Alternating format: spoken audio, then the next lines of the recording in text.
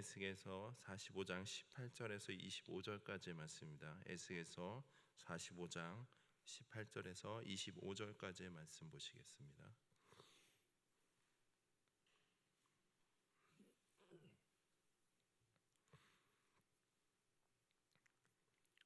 한 절씩 교독하고 마지막 25절은 함께 합독하도록 하겠습니다. 여호와께서 이같이 말씀하셨느니라. 첫째 달 초하룻 날에 흠없는 수송아지 한 마리를 가져다가 성소를 정결하게 하되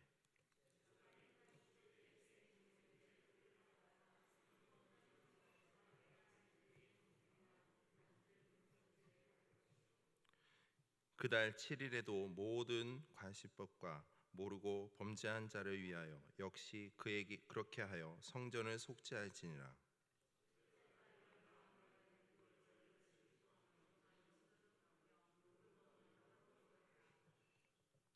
그날의 왕은 자기와 이 땅 모든 백성을 위하여 송아지 한 마리를 갖추어 속죄제를 드릴 것이요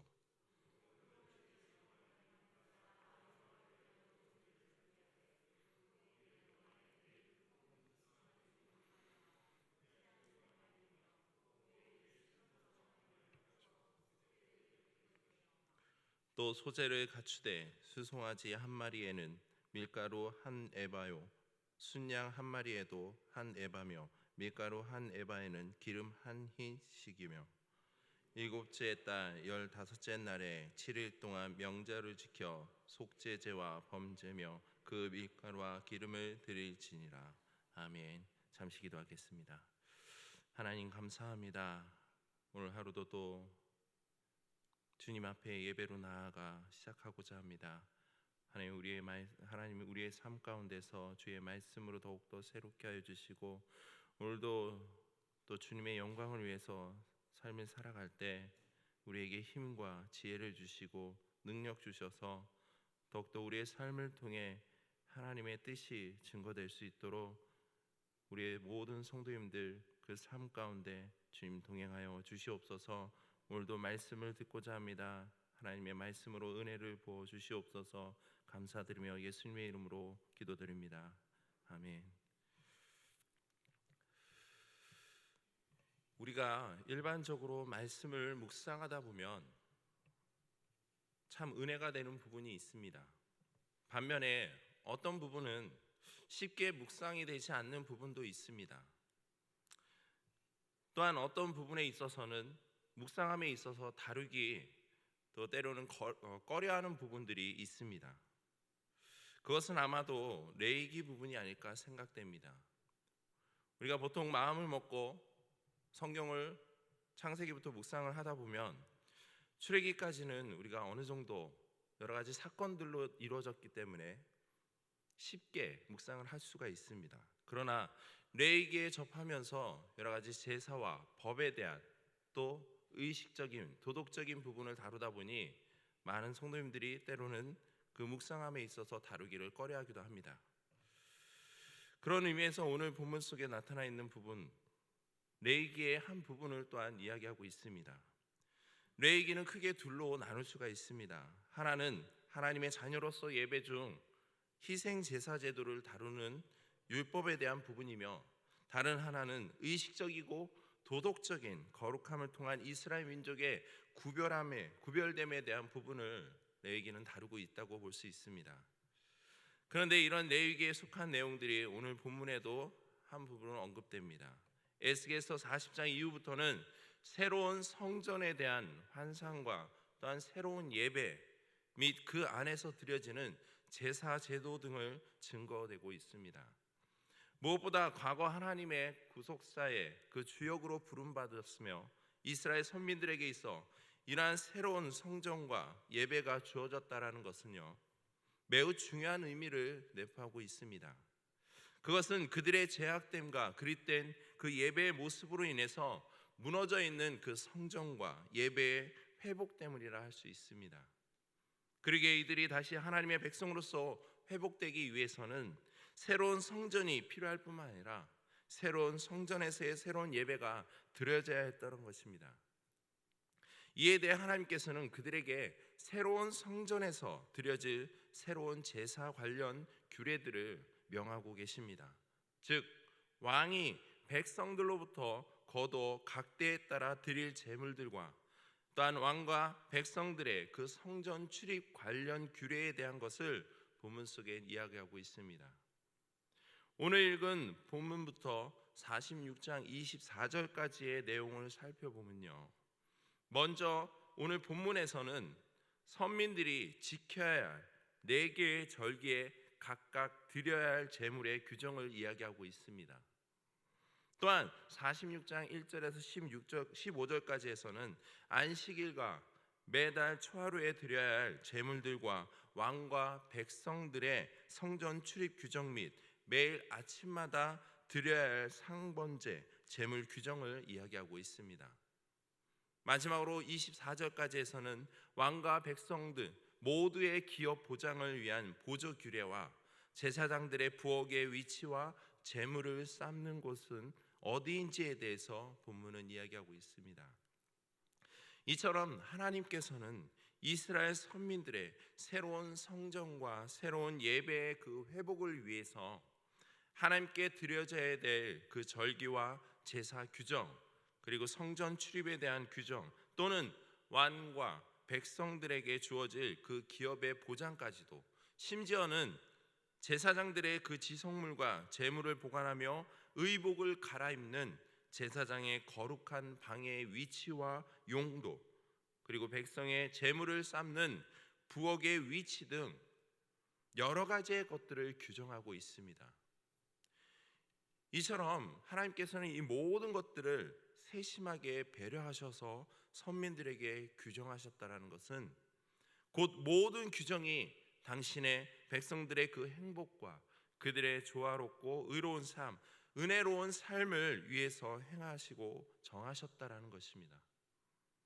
무엇보다도 45장 18절에서 46장 15절까지의 말씀을 보시면 각 시기별로 하나님께 드린 제물에 대한 규정과 왕과 백성들의 그 성전 출입문 규례를 설명하고 있습니다.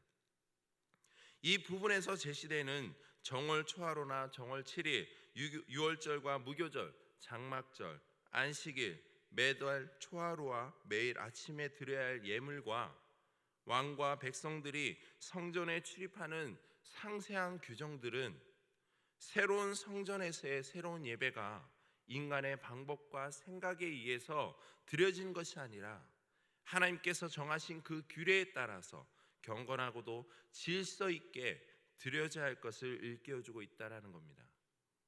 이에 대해서는 46장 1절에서 15절까지의 내용을 통해 생각해 볼 수가 있습니다.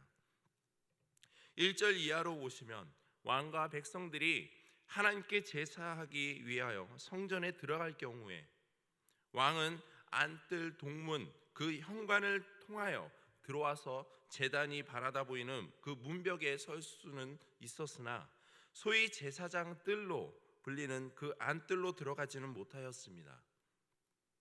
그리하여 왕은 예배를 마친 후 그가 들어왔던 그 현관을 통하여 바깥뜰로 나가야만 했습니다.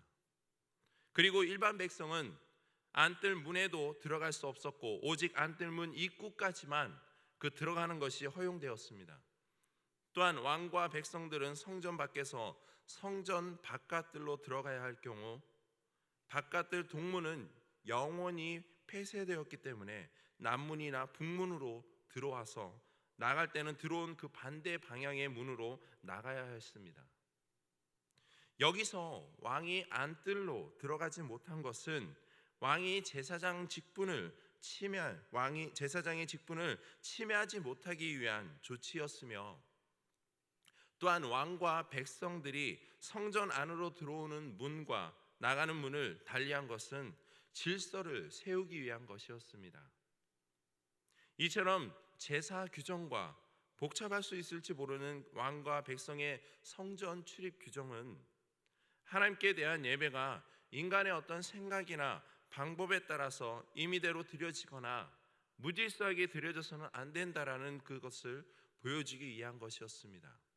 즉 하나님께서는 무질서의 하나님이 아니라 바로 질서의 하나님이시기에 하나님께 대한 예배 또한 질서 있게 드려져야 하며 하나님께 대한 모든 예배는 철저하게 하나님의 말씀에 따라 하나님의 중심적인 그 예배로 드려야 한다는 그 사실을 일깨워주고 있다는 겁니다. 특별히 46장 1절에서 12절을 보시면 안식일과 매달 초하루 등에 드려야 할 그 제물들과 왕과 백성들의 성전 출입 규정을 말씀하고 계십니다. 그 가운데 1절을 보시면 하나님께서는 안뜰 동쪽을 향한 문은 일하는 엿새 동안에는 닫되 안식일과 초하루에도 열라 명하십니다. 여기서 안뜰 동문은 성소와 마주하고 있는 곳이며 안식일과 초하루는 하나님께 대한 공식적인 그 제사를 드리는 날입니다. 그런데 이처럼 성소와 마주하고 있는 그 안뜰 동문이 일하는 엿새 동안, 그동안에는 닫혔다가 안식일과 초하루에만 활짝 열렸다는 것이 그 갖는 의미가 과연 무엇인가 하는 겁니다. 우선 안식일과 초하루에 동문을 활짝 연다라는 것은요, 하나님의 백성들이 하나님께 대한 그 공적 예배를 귀하게 여기고 그에 대하여 열심히 내야 함을 의미한다 할 수 있습니다. 무엇보다 본절에서 안식일과 초하루에는 성소의 안뜰에 있는 동쪽을 향한 그 문을 연다라는 것은 하나님께서 임재하신 곳 성소의 안뜰에 있는 그 동쪽을 향한 문을 연다라는 것, 이것은 하나님께서 왕과 백성들이 드리는 그 제사를 받으시고 그들과 교제하신다는 것을 의미하는 것입니다. 즉 예배로의 초청이며 또한 예배를 받아주시겠다라는 확증인 것입니다. 하나님께서는 왕과 백성들이 자신들의 그 직무를 감당하는 6일 동안은 이 성전문을 닫아놓지만 안식일과 초하루에는 열어놓을 것을 명하심으로써 이날만큼은 반드시 하나님께 경배하고 예배드릴 것을 요구하시는 것입니다. 지난날 하나님께서는 선지자들을 통해 그들의 안식일과 또한 월삭의 제사를 받지 않으시며 성전문을 닫기를 원하시기까지 하셨습니다. 그러나 지금은 새롭게 회복된 그 새로운 성전에서 하나님께서는 성전의 그 문을 열어놓을 것을 명하심으로써 왕과 백성들의 그 예배를 기꺼이 받으신다라는 그 사실과 그들의 삶의 중심이 이 예배가 되어야 한다라는 그 사실을 나타내고 있다라는 겁니다. 특별히 안식일은 일주일의 마지막 날이며 초하루는 한 달의 그 첫날이라는 점에서 삶의 처음과 또 마지막 모두를 하나님께서 예배하는 날로 지정한 것이라 할 수 있으며 곧 예배 중심의 삶을 나타내는 것으로 볼 수 있습니다. 그리고 일하는 엿새 동안에 동문을 닫게 하신 것은 하나님께 대한 공적인 예배가 없는 나머지 날들에는 자기들에게 주어진 그 일을 귀하게 여기고 그에 대하여 열심을 내야 한다는 것을 의미한다 할 수 있습니다. 하나님께서는 자기 백성들을 통해 예배받기를 기뻐하십니다. 그러나 그렇다고 해서 하나님께서는 자기 백성들로 하여금 당신을 예배만 하며 살도록 요구하시지는 않습니다. 인간에게 주어진 삶의 한 부분은 바로 땀을 흘리며 수고하며 성실하고 진실함으로 살아가는 삶입니다. 그러기에 하나님은 안식일에만 하나님을 경배하고 찬양하는 삶이 아니라 하나님께서 우리에게 허락하신 엿새 동안의 그 삶 속에서도 자기의 일을 귀하게 여기고 열심을 내므로 주신 그 은사를 발휘하고 그 은사로 세상을 좀 더 풍요롭고 아름답게 가꾸어가며 다스리기를 원하고 계신다는 겁니다. 이것이 바로 청지적인 우리의 삶의 모습이라는 겁니다. 이처럼 하나님께서는 안식일과 초하루를 제외하고는 일하는 엿새 동안의 성전 동문을 닫게 하신 것은 바로 이를 가르치기 위함이며 하나님의 나라 창조주, 하나님의 그 나의 창조주로 신뢰하며 중심으로 하는 예배의 삶, 바로 이것이 성도의 삶임을 우리에게 일깨워주고 있다는 것입니다. 우리는 일해야 할 때가 있고 또한 기도해야 할 때가 있습니다. 일해야 하는 날에 안식일처럼 쉰다라는 것은 매우 어리석은 삶의 모습입니다. 그러므로 성도인 우리는 모든 삶에 있어 매 순간을 하나님 앞에 거룩한 산 제사로 드리며 공적 예배를 더욱 사모하며 소중하게 여겨야 할 것입니다. 그리고 그 외의 날에는 자신의 그 삶의 현장에서 하나님께서 우리에게 주신 그 힘과 능력을 가지고 주어진 일에 그 최선을 다하며 예배자로서의 삶을 실천해 나가야 할 것입니다. 이와 같은 산 제사를 드리는 그 삶의 예배 가운데 하나님은 우리의 예배를 받으시며 또 우리에게 귀한 열매를 내려주실 것입니다. 하나님께서는 우리를 만나주시는 그 예배 시간을 소중히 여기시며 하나님과 더 온전한 그 만남을 갖기 위해 준비된 몸과 마음으로 하나님께 드리는 그 예배 자리를 원하고 계십니다. 하나님의 우리가 추구하는 그 형식적인 예배와 의무적인 예배를 원하고 계시지 않습니다. 오늘 본문 가운데 하나님께서는 새롭게 회복되어 새로워질 그 신앙 공동체에 대하여 얼마나 세심한 관심과 또한 계획을 갖고 계신지를 우리는 알 수가 있습니다. 우리는 하나님께서 주신 새로운 성전과 새로운 예배와 또한 제사 규례들이 궁극적으로 지향하는 바가 무엇인지를 깨달아야 할 것입니다. 또한 우리는 하나님의 전이 어떻게 세워져야 할지, 또한 하나님께서 어떤 교회를 세우시기를 원하시는지를 분별하여 실천해야 할 것입니다. 오늘 하루도 하나님께서 받기 원하시는 그 새롭고도 또한 복된 제사, 하나님이 연락하시는 그 믿음의 제사를 드리며 하나님의 의를 드러내는 저와 여러분들 되기를 주님의 이름으로 축복합니다.